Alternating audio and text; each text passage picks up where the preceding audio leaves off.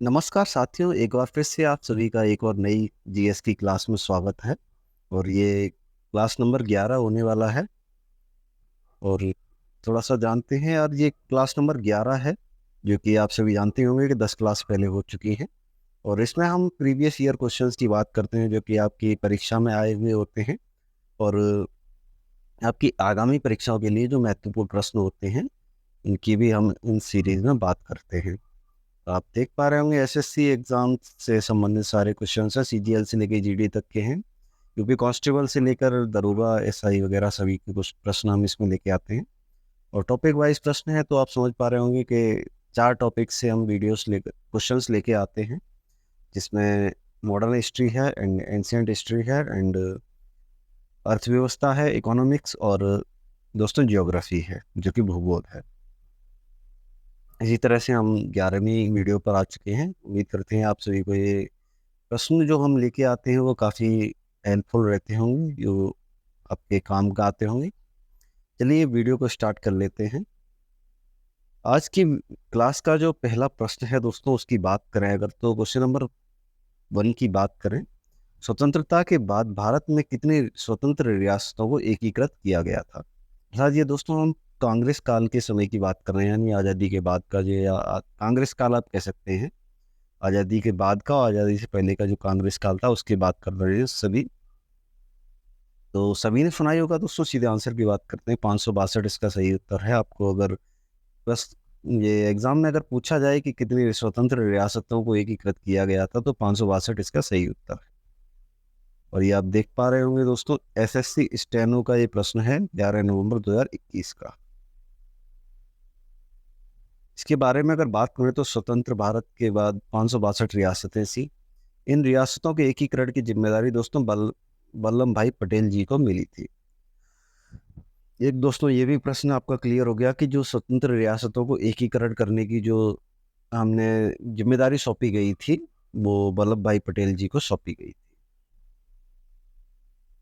प्रश्न नंबर 2 की अगर बात की जाए, देखते हैं प्रश्न नंबर 2 क्या है। भारतीय संविधान की जो प्रस्तावना है, निम्नलिखित में से किन महान आदर्शों का उल्लेख है? दोस्तों 4 ऑप्शन दिए गए हैं, इनमें से आपको बताना है। कुछ में लिखा गया है कि ये जो कोई कौन सा ऑप्शन सबसे ज़्यादा सूटेबल है प्रस्तावना के हिसाब से, जो कि प्रस्तावना में उन शब्दों का वर्णन किया गया है। देख पा रहे होंगे एसएससी सीएचएसएल का प्रश्न है, ये 2023 का प्रश्न है, तो ज़्यादा पुराना भी नहीं है, तो लोग सोचे कि ये पूछे नहीं जाते हैं। दोस्तों बहुत से लोग ये जरूर कमेंट करते हैं क्लासेस में कि ये प्रश्न पूछे नहीं जाते हैं, या ये पुराने प्रश्न हैं, या बेकार प्रश्न हैं। तो सभी को बताना चाहेंगे, हम लेटेस्ट प्रश्न और थोड़ा सा एनालिसिस करने के बाद ही प्रश्नों को लाते हैं। तो कोई ये नहीं कह सकता है कि ये प्रश्न पूछे नहीं जाते हैं। चलिए प्रश्न की तरफ आते हैं। ऑप्शन नंबर ए की बात की जाए तो विश्वास, राजकोषीय, व्यक्तिगत, आस्था और उपासना की स्वतंत्रता। ऑप्शन नंबर बी की बात करें, दोस्तों हम प्रस्तावना की बात कर रहे हैं इस प्रश्न में। अवसर, आर्थिक समानता, आस्था और अभिव्यक्ति की स्वतंत्रता। अभिव्यक्ति, नागरिक, राजनीतिक, उपासना और विश्वास की स्वतंत्रता। विचार, अभिव्यक्ति, विश्वास, आस्था और उपासना की स्वतंत्रता। दोस्तों जिन लोगों ने, मेरे हिसाब से तो सभी ने ही पढ़ी होगी प्रस्तावना एक बार, तो उन सभी को पता होगा कि प्रस्तावना में हम किस तरह के या किस तरह के विचारों की बात करते हैं। तो अगर इसके आंसर की बात की जाए तो ऑप्शन नंबर डी इसका सही आंसर है। देखते हैं किस तरह से है। थोड़ा सा ऑप्शन हम दोस्तों एनालिटिक्स जरूर लेके आते हैं हर प्रश्न के लिए, तो थोड़ा सा ध्यान दीजिए कीजिए इन एनालिटिक्स पर। संविधान की प्रस्तावना में 3 प्रकार के न्यायिक, आर्थिक व राजनीतिक न्यायों की बात की गई है तथा 5 प्रकार की स्वतंत्रता की बात की गई है। विचार, अभिव्यक्ति, विश्वास और धर्म व उपासना की स्वतंत्रता की बात की गई है। और 2 प्रकार की जो समान प्रतिष्ठा व अवसर की समानता की 2 प्रकार की बात की गई है। प्रतिष्ठा व अवसर की समानता की प्रकार की गई है। दोस्तों देख पा रहे होंगे आप, ये एक कितना ही महत्वपूर्ण प्रश्न, आपके जो 3 प्रश्न जो हो चुके हैं इस एनालिटिक्स में, तो आप समझ पा रहे होंगे कितना इम्पोर्टेंट होता है ये। प्रश्न नंबर 3 की बात की जाए तो न्याय की जो न्याय का डैश, दोस्तों आपको बताना है क्या है। न्याय का भारतीय संविधान की प्रस्तावना में उल्लेख नहीं किया जाता है। दोस्तों आपको ये 4 न्याय दिए गए हैं नीचे, तो इनमें से आपको बताना है कि किस तरह के न्याय की बात नहीं की जाती है प्रस्तावना में। चलिए देखते हैं।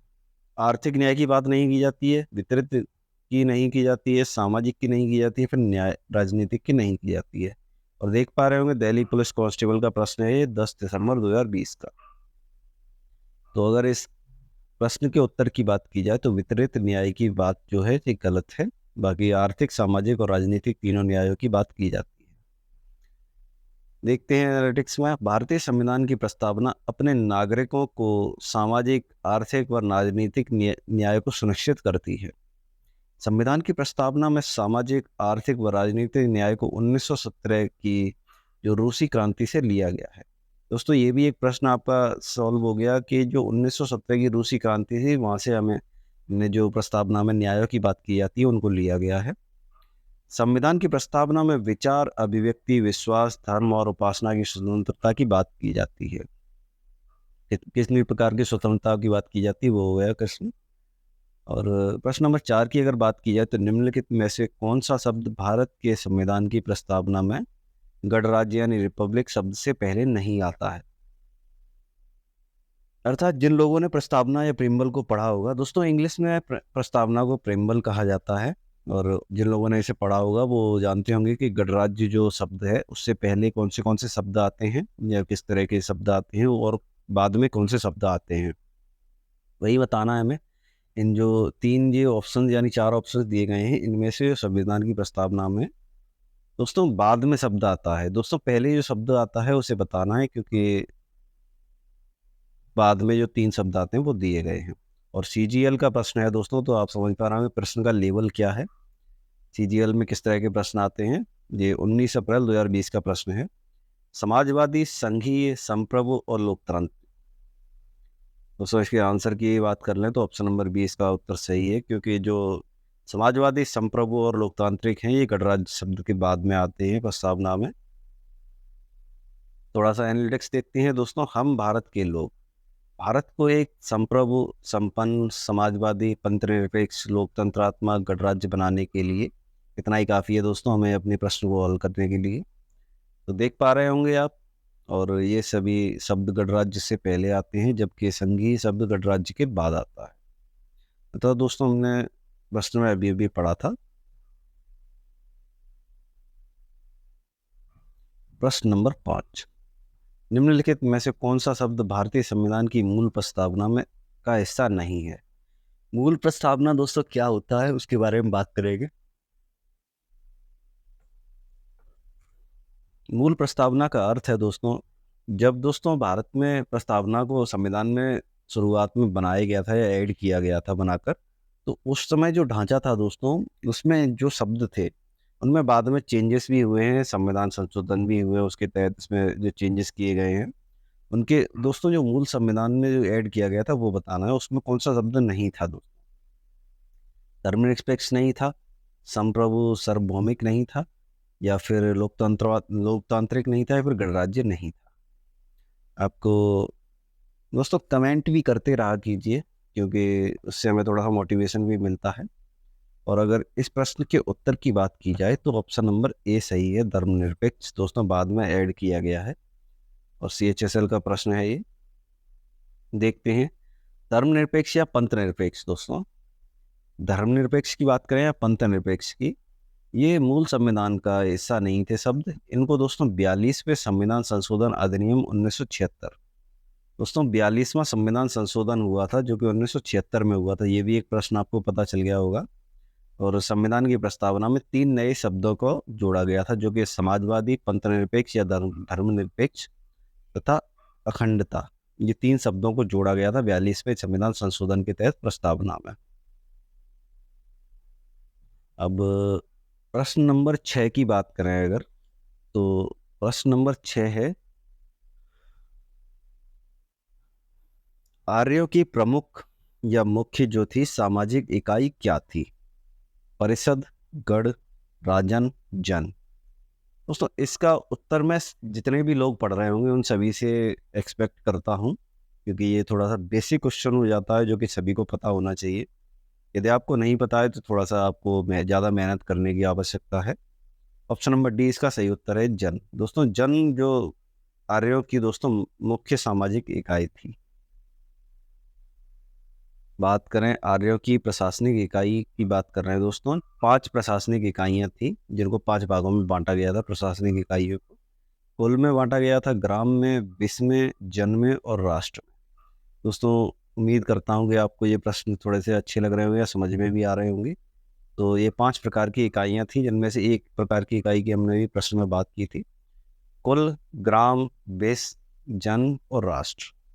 आर्यों की मुख्य सामाजिक इकाई थी जन दोस्तों। और जन के आधिपति की बात करें तो राजा को कहा जाता था। आर्यों का जो ये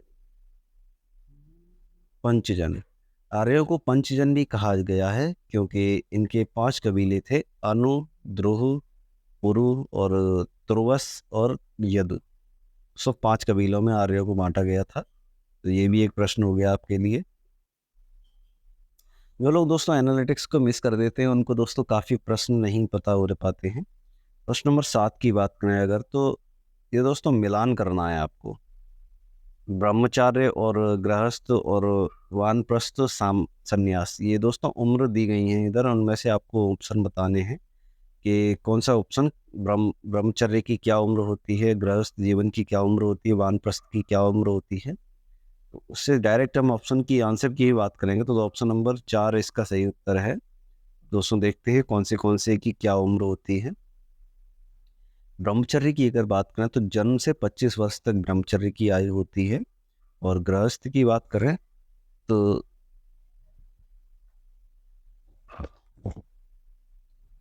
गृहस्थ की बात करें तो 25 से 50 जो वर्ष की उम्र है वो गृहस्थ जीवन की मानी जाती है। और वानप्रस्थ की बात करें अगर तो 50 से 75 वर्ष जो है उम्र वानप्रस्थ की, और सन्यास की उम्र है 75 से 100 के बीच में, अर्थात 75 से ऊपर। दोस्तों थोड़ा सा और पढ़ते हैं तो जवालोनविस, ये है जावालोपनिषद, जावालोपनिषद है जो चारों आश्रमों यानी ब्रह्मचर्य, गृहस्थ और वानप्रस्थ संन्यास का विवरण जो मिलता है दोस्तों जावालोपनिषद में मिलता है। आयु के आधार पर इसका जो क्रम है निम्न प्रकार है जैसा कि हमने पढ़ा था अभी। प्रश्न नंबर 8, कौन सा अभिलेख ईरान से भारत में आए आर्यों का उल्लेख करता है? इसके आंसर की बात कर लेते हैं सीधा। यदि इसके आंसर की बात की है तो ऑप्शन नंबर ए इसका सही आंसर है, जो कि बोगजा कोई अभिलेख है दोस्तों। बोगजा कोई अभिलेख है, ये दोस्तों सीधा सीधा बताता है अभिलेख ईरान से भारत में आए सभी जो लोग हैं उनके बारे में बताता है।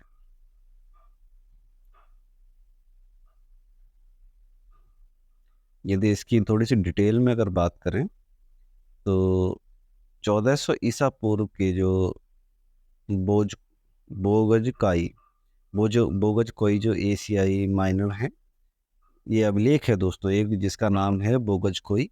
और ऋग्वेदिक काल के देवताओं का उल्लेख भी इसी में मिलता है। इसके आधार पर अनुमान लगाया जाता है कि वैदिक आर्य ईरान से भारत आए होंगे। और जूनागढ़ अभिलेख संस्कृत भाषा में लिखा जाता है। इसे गिरनार शिलालेख या जूनागढ़ शिलालेख के नाम से भी जाना जाता है। और जूनागढ़ शिलालेख को राजा रुद्रदामन द्वारा गुजरात के जूनागढ़ के पास गिरनार के अंकित करवाया गया था। आप समझ पा रहे होंगे मेरे हिसाब से। तो हाथी गुम्फा अभिलेख के जो खारवेल के शासन की बात करें तो घटनाओं का क्रमबद्ध विवरण किया गया है इसी में। तो सामने जो ये अभिलेख था उसकी हमने डिटेल में बात की है। तो प्रश्न नंबर 9 की अगर बात की जाए तो संस्कृत जो है व्याकरण की सर्वप्रथम रचित पुस्तक है। संस्कृत व्याकरण दोस्तों ये विषय है, इससे संबंधित जो पहली पुस्तक थी, प्रथम पुस्तक की बात कर रहा है सर्वप्रथम पुस्तक की, तो वो कौन सी थी? महाभाष्य, अष्टाध्यायी, यजुर्वेद, ऋग्वेद। इस प्रश्न की अगर सीधी सीधी बात करें तो अष्टाध्यायी इसका सही उत्तर है। प्रश्न नंबर 9 की बात कर रहे हैं। और थोड़ा डिटेल में देखें तो इसकी बात करें तो अष्टाध्यायी संस्कृत व्याकरण की सर्वप्रथम रचित पुस्तक है। और अष्टाध्यायी की रचना की बात करें तो व्याकरणविद और पाणिनि इन्होंने की थी इसकी जो रचना थी। महाभाष्य की बात करें तो रचना पतंजलि के द्वारा की गई थी।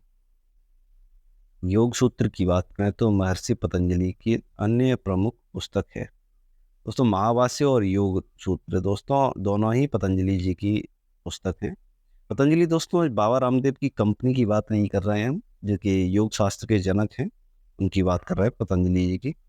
प्रश्न नंबर 10। वैदिक काल के एक चरण में राजा को गोपति कहा जाता था, इस जिसका अर्थ है ब्रह्मांड का स्वामी, या फिर लोगों का स्वामी, भूमि का स्वामी, मवेशियों का स्वामी। दोस्तों गौपति सबसे आप समझ पा रहे होंगे, जो हिंदू धर्म में गाय को गौ कहा जाता है, अर्थात गाय या जानवरों को मवेशी भी कहा जाता है। तो पति का मतलब होता है स्वामी। तो ऑप्शन नंबर डी मेरे हिसाब से इसका बिल्कुल सही उत्तर है। मवेशियों का स्वामी कहा जाता था राजा को, गौपति के नाम से पुकारा जाता था। गौपति का मतलब मैं बता रहा हूँ दोस्तों में, ऐसा नहीं कह सकते कि गौपति ही कहा जाता था। वैदिक काल के जो वैदिक काल के अधिकारी एवं उनके पद का नाम निम्न प्रकार है दोस्तों। ग्रामणी की बात करें दोस्तों, एक पद का नाम है। गांव का मुखिया जो होता था उसका नाम ग्रामणी था। पालागल पालागल की बात करें तो विदूषक नाम था इसका। और महिषी की बात करें तो मुख्य रानी को महिषी कहा जाता था। और पुरोहित को कहा जाता था दोस्तों, पुरोहित जो होता था मुख्य पुजारी को पुरोहित कहा जाता था। सेनानी दोस्तों, सेनानी कहा जाता था सेना के सुप्रीम कमांडर को। भागदूत भागदूत भागदूत कहा जाता था दोस्तों कर संग्रहकर्ता को, यानी जो टैक्स या कर को जो लेकर आता था सामान्य नागरिकों से, उसे दोस्तों भागदूत कहा जाता था। गौपति की बात करें तो दोस्तों अभी अभी हमने पढ़ा था दोस्तों, गौपति की बात करें तो मवेशियों के स्वामी को हम गौपति कहा जाता था। प्रश्न नंबर 11। दोस्तों अभी तक उम्मीद करता हूँ कि सभी को ये प्रश्न समझ में भी आ रहे होंगे और सभी लोग ये भी समझ पा रहे होंगे कि ये कितने महत्वपूर्ण प्रश्न हैं। तो इन पर सवाल नहीं करेंगे कोई भी। अर्थात सवाल का मतलब ये नहीं है कि आप अपने डाउट नहीं पूछेंगे। सवाल का मतलब ये है कि आप इन पर कोई भी ये नहीं कहेगा कोई भी कि ये इम्पोर्टेंट नहीं है या थोड़े से कम इम्पोर्टेंट है, ये का क्वेश्चन है। देखते हैं निम्नलिखित में से कौन सी नदी का उद्गम स्थल पश्चिमी घाट से है। काफी महत्वपूर्ण प्रश्न है दोस्तों। लूनी नदी है, मांडवी है, नर्मदा है, या फिर बनास है। और आप देख पा रहे होंगे सभी प्रश्नों पर टैग लिखा हुआ है दोस्तों नीचे कि ये किस प्रश्न की या किस एग्जाम में आए हुए CHSL का प्रश्न है ये 2023 का। और इसके आंसर की बात करें या उत्तर की, तो मांडवी इसका सही उत्तर है। मांडवी नदी का उद्गम स्थल पश्चिमी घाट में है। ऑप्शन में देखें अगर तो मांडवी नदी कर्नाटक राज्य में स्थित पश्चिमी घाट की श्रेणी से निकलती है, जैसा कि अभी हमने पढ़ा था। मांडवी नदी अरब सागर में दोस्तों गिरती है जाकर। लूनी नदी की बात करें तो अजमेर में स्थित है, राजस्थान में।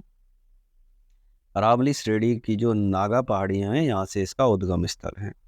बनास नदी की बात करें तो राजसमंद जो कि राजस्थान में स्थित है, यहाँ से मतलब अर्थात यहाँ की है ये। और उद्गम स्थल की बात करें तो अरावली श्रेणी की जो खानमेर खमनौरा पहाड़ियों से इसका उद्गम स्थल माना जाता है। प्रश्न नंबर 12। निम्नलिखित में से किस ग्रह को पृथ्वी का जुड़वा ग्रह माना जाता है। CHSL का प्रश्न है। शुक्र ग्रह, यूरेनस, नेपच्यून, मंगल ग्रह। दोस्तों बच्चे बच्चे को इसका उत्तर पता होगा। शुक्र ग्रह को दोस्तों माना जाता है पृथ्वी का जुड़वा ग्रह। और अगर बात करें तो शुक्र ग्रह को पृथ्वी का जुड़वा ग्रह माना जाता है। पृथ्वी की बहन या सांझ का भोर का तारा भी इसे कहा जाता है। शुक्र ग्रह की बात करें तो सूर्य एवं चंद्रमा के बीच तीसरा सबसे चमकीला पिंड है ये। शुक्र ग्रह का सूर्य के चारों ओर परिक्रमण सूर्य से पश्चिम की ओर होता है। परिक्रमण की बात कर ली हमने इसमें। तो मैंने जैसा कि पहले ही कहा था दोस्तों, एनालिटिक्स काफ़ी महत्वपूर्ण होते हैं। हमारी जो क्लास होती है उसमें एनालिटिक्स काफ़ी महत्वपूर्ण होते हैं, तो उन्हें मिस मत किया कीजिए। प्रश्न नंबर 13। पृथ्वी को कई टाइम जोन में विभाजित किया गया है। हर एक टाइम जोन कितने डिग्री तय करता है। 24 डिग्री, 15 डिग्री, 20 डिग्री, 10 डिग्री। इसके उत्तर की बात कर लें तो 15 डिग्री इसका सही उत्तर है। दोस्तों ज़्यादा बड़ी वीडियो हो जाती है, इस वजह से थोड़ा जल्दी जल्दी इसे फिनिश करेंगे वीडियो को। पृथ्वी पर अक्षांश व देशांतर काल्पनिक रेखाएं खींची गई हैं जिनके द्वारा हम ये मापते हैं। टाइम जोन दो देशांतर रेखाओं के बीच एक ऐसा क्षेत्र होता है जिसमें एक समान मानक समय होता है। अर्थात देशांतर रेखाओं के बीच जो स्थान होता है उसमें एक ही समय मापा जाता है हर एक जगह। पृथ्वी लगभग 24 घंटे में अपने अक्ष पर 360 डिग्री घूमती है, अर्थात एक घंटे में 15 डिग्री घूमती है। तो आप समझ गए होंगे कि ये किस तरह से नापा जाता है या मापा जाता है। इस आधार पर पृथ्वी को 24 टाइम जोनों में विभाजित किया गया है तथा एक टाइम जोन से दूसरे टाइम जोन के बीच की दूरी 15 डिग्री होती है। जीरो देशांतर से पूर्वी देशांतर में जाने पर समय बढ़ता है, वहीं 0 डिग्री देशांतर से पश्चिमी देशांतर में जाने में समय घटता है। भारतीय मानक रेखा 82 डिग्री 30 मिनट पूर्वी देशांतर पर स्थित है और 0 डिग्री देशांतर रेखा या ग्रीनविच रेखा से 5 घंटा 30 मिनट आगे है। ये ज्योग्राफी के क्वेश्चंस चल रहे हैं। प्रश्न नंबर 14 की बात की जाए तो धूपगढ़ शिखर जो है, दोस्तों धूपगढ़ शिखर की बात कर रहे हैं, भारत के निम्नलिखित में से किस राज्य का सर्वोच्च बिंदु है? झारखंड, छत्तीसगढ़, मध्य प्रदेश, उत्तर प्रदेश। इस प्रश्न के उत्तर की बात करें अगर, तो जो सर्वोच्च जो बिंदु है वो मध्य प्रदेश का सर्वोच्च बिंदु है ये धूपगढ़ शिखर। इसके एनालिटिक्स की अगर बात की जाए तो धूपगढ़ शिखर मध्य प्रदेश के सतपुड़ा पर्वत श्रेणी का सर्वोच्च शिखर बिंदु है। धूपगढ़ शिखर की ऊंचाई की लगभग बात करें तो 1350 मीटर होने वाली है, जो कि महादेव पर्वत पर स्थित है। झारखंड की बात करें तो ये है पार्श्वनाथ की बात कर रहे हैं, पार्श्वनाथ पर्वत की समदेव शिखर है ये, समेत शिखर, और टैगोर पहाड़ भी यहाँ पर स्थित है। छत्तीसगढ़ में बात करें तो मैकाल पर्वत और गैरलाटा जो पर्वत हैं वो यहाँ पर स्थित हैं। प्रश्न नंबर 15, भारत में अलकनंदा नदी का भागीरथी नदी से जो संगम स्थल है वो कहाँ है? ये है चंपावत, प्रयागराज, देवप्रयाग, देहरादून। उसमें बहुत लोगों ने प्रयागराज को देखते ही इस पर टिक करना शुरू कर दिया होगा, लेकिन उनको बता दें कि प्रयागराज इसका सही उत्तर नहीं है। इसके सही उत्तर की बात की जाए तो देवप्रयाग इसका सही उत्तर है। तो CHSL का प्रश्न है ये। भागीरथी नदी का उद्गम स्थल उत्तराखंड के उत्तरकाशी जिले में स्थित गंगोत्री हिमनद से है। अलकनंदा नदी का उद्गम स्थल ये है सतोपत हिमानी में स्थित है और अलकनंदा नदी को भागीरथी नदी के संगम स्थल को देवप्रयाग के नाम से जाना जाता है। गंगा की सहायक नदियों में यमुना, सोन, दामोदर, रामगंगा, गोमती, घाघरा, गंडक आदि शामिल हैं। गंगा नदी अंत में बंगाल की खाड़ी में गिरती है। दोस्तों इस तरह से हमने काफ़ी प्रश्न जो कवर कर चुके हैं हम पहले भी इस तरह से इन टॉपिक से रिलेटेड।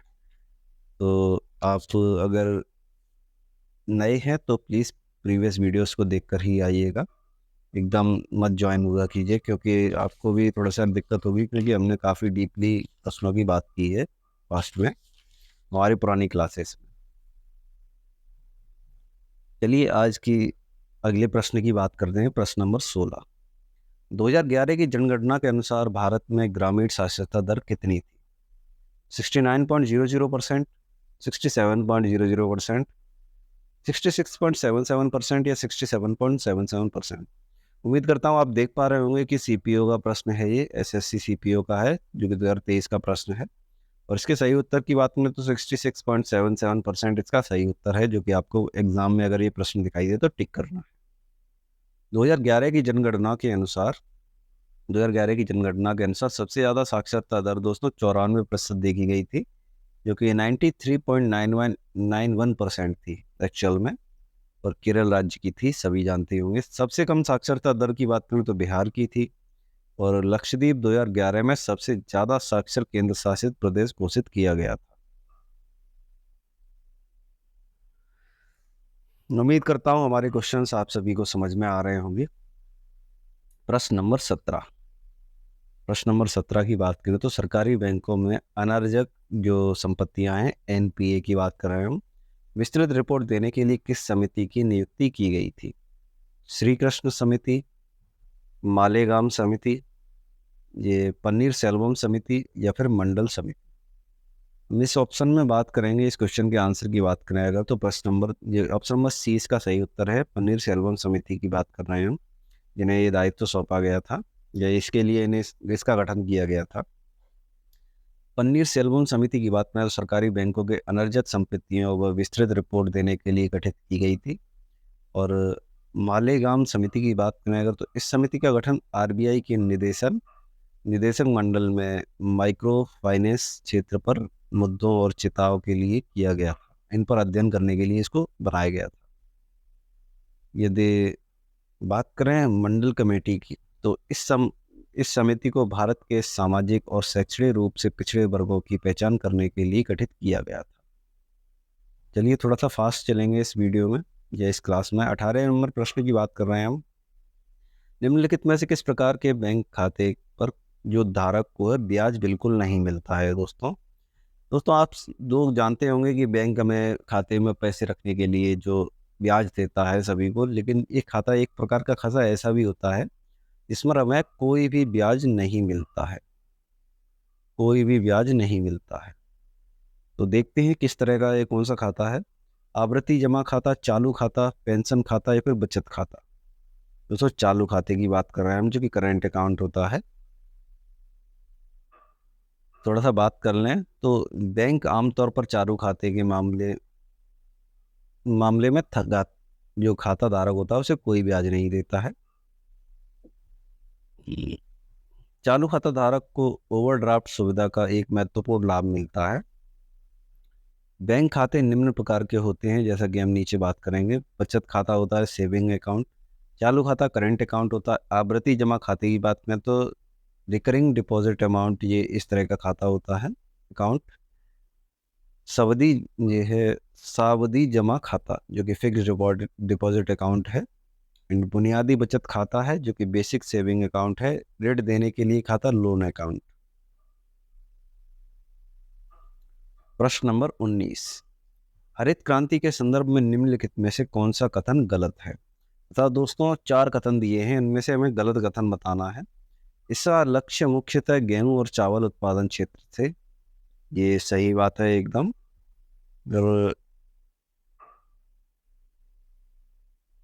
और देखें दोस्तों अगला ऑप्शन, इसे अंतर्राष्ट्रीय एजेंसियों द्वारा वित्त पोषित किया गया था, ये भी सही बात है।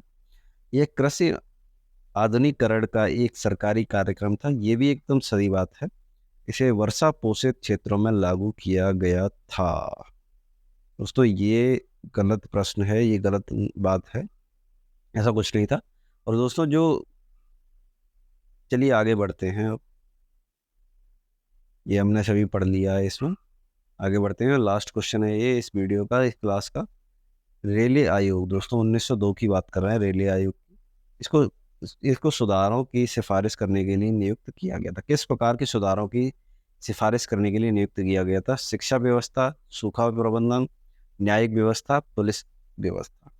दोस्तों आंसर की बात करें तो शिक्षा व्यवस्था के लिए इसे बनाया गया था या नियुक्त किया गया था। इसके एनालिटिक्स की बात करें तो रेलवे आयोग को शिक्षा व्यवस्था में सुधारों की सिफारिश करने के लिए नियुक्त किया गया था। वर्ष 1902 में सर थॉमस रेले की अध्यक्षता में इस आयोग का गठन किया गया था।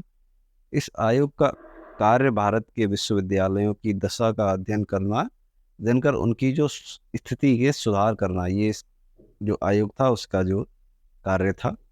रेले आयोग में केवल एक भारतीय सदस्य थे, सैयद हुसैन बेलग्रामी था। दोस्तों एक ये प्रश्न हो गया, कितना महत्वपूर्ण प्रश्न है। जो एकमात्र सदस्य थे भारतीय, दोस्तों जो थे उनका नाम था सैयद हुसैन बेलग्रामी। रेले आयोग दोस्तों समझ गए होंगे आप। और आज की जो क्लास के प्रश्न है वो यहीं समाप्त होते हैं। उम्मीद करते हैं आप सभी को ये प्रश्न पसंद आए होंगे या फिर आपके लिए इम्पोर्टेंट रहे होंगे। यदि आपके लिए एक भी प्रश्न इम्पोर्टेंट रहा होगा तो हमारी ये जो कोशिश है वो साकार हो गई है। और आप सभी से रिक्वेस्ट है कि धन्यवाद भी करते हैं हम आपको ये पूरी वीडियो देखने के लिए। और प्लीज़ वीडियो को लाइक और चैनल को सब्सक्राइब जरूर कर लीजिएगा। आप सभी से इसी तरह से मुलाकात होती रहेगी डेली। और ये क्लास दोस्तों 11 नंबर की क्लास है, जो कि 10 क्लासेस पहले ही हो चुकी हैं। और मिलते हैं आपसे एक और नई वीडियो में, तब तक के लिए धन्यवाद।